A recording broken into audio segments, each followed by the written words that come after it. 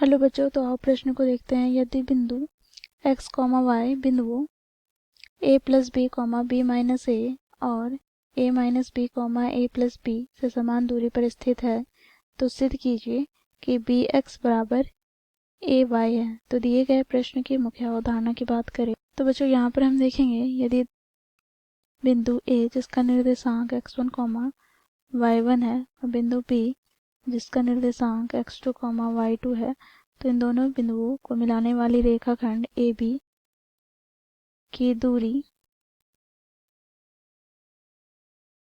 ज्ञात करने के लिए हम दूरी सूत्र का प्रयोग करेंगे।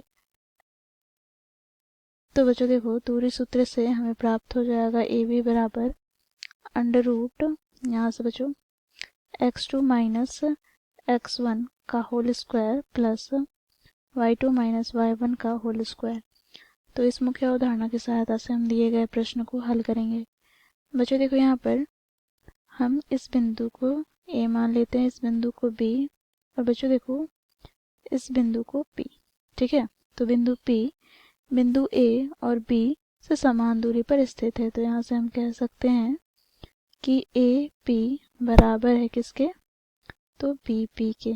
ठीक है, तो यहाँ से बच्चों देखो AP की दूरी कैसे ज्ञात करेंगे।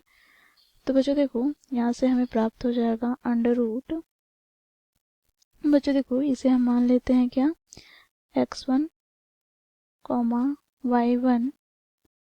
ठीक है, और इसे मान लेते हैं x2, y2 और ये x, y है। ठीक है, तो यहाँ से हमें प्राप्त हो जाएगा AP की दूरी ज्ञात कर रहे हैं। तो यहाँ से बच्चों देखो x1 माइनस x का होल स्क्वायर प्लस यहाँ से y1 माइनस y का होल स्क्वायर बराबर यहाँ पर क्या हो जाएगा, तो देखो x2 माइनस x का whole square plus y2 minus y का होल स्क्वायर।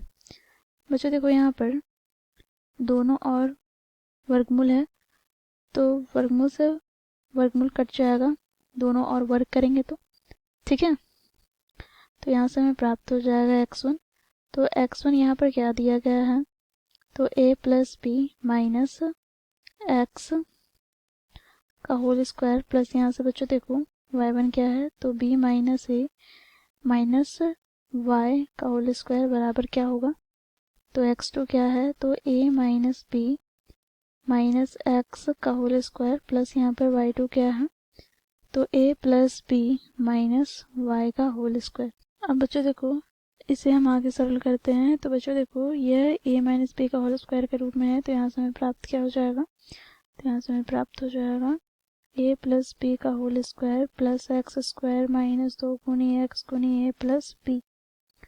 फिर बच्चों देखो यहाँ पर प्लस का क्या हो जाएगा, b माइनस ए का whole square plus y square minus 2 गुनी y गुनी b माइनस ए बराबर यहाँ से हमें प्राप्त हो जाएगा क्या, तो a माइनस बी का होल स्क्वायर प्लस एक्स का स्क्वायर माइनस 2 गुनी एक्स गुनी a माइनस बी प्लस यहाँ से हमें प्राप्त हो जाएगा a प्लस बी का होल स्क्वायर प्लस y का स्क्वायर माइनस 2 गुनी y गुनी a प्लस बी।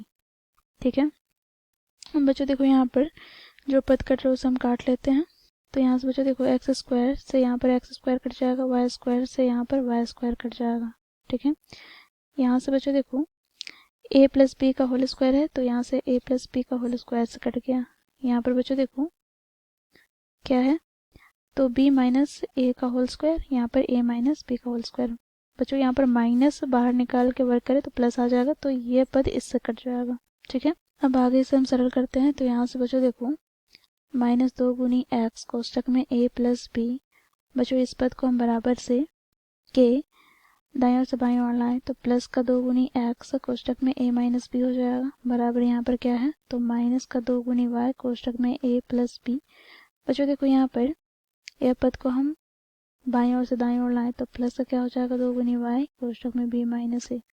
ठीक है, बच्चों देखो इन दोनों पदों से हम क्या करते हैं, तो माइनस 2 गुनी एक्स उभयनिष्ठ निकालते हैं, तो यहाँ से हमें प्राप्त हो जाएगा a plus b minus a minus minus plus का b बराबर इन दोनों पदों से हम माइनस 2y उभयनिष्ठ निकालते हैं, तो यहाँ से हमें प्राप्त हो जाएगा a प्लस बी यहाँ पर minus B minus minus plus ए।